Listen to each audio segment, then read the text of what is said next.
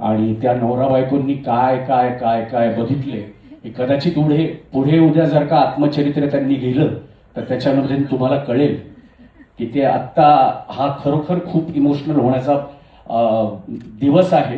कारण 10 वर्ष उराशी नाही, 10 वर्ष महाराष्ट्राला माहिती आहे की 10 वर्ष हे स्वप्न त्या रितेश भाऊंचं होतं.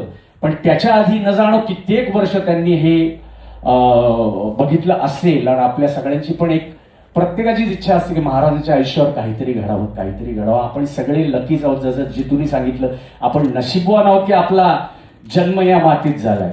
आणि अशा माणसाचं आपण आपला मूळ पुरुष आहे की ज्याचं नाव घेतल्यानंतर ते 2 वर्षाचा मुलगा असो किंवा 70 वर्षाचा माणूस असो, 80 वर्षाचा, रक्त सळसळतं आणि एक प्रकारची ऊर्जा निर्माण होते.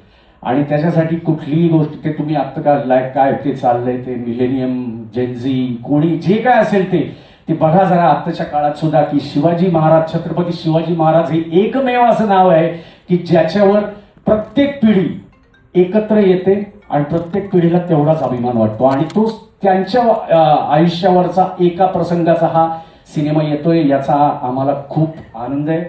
आम्ही याचा भाग होण्यासाठी आसुसलो होतो आणि ते जे काय थोडीफार आमच्याकडनं त्याची सेवा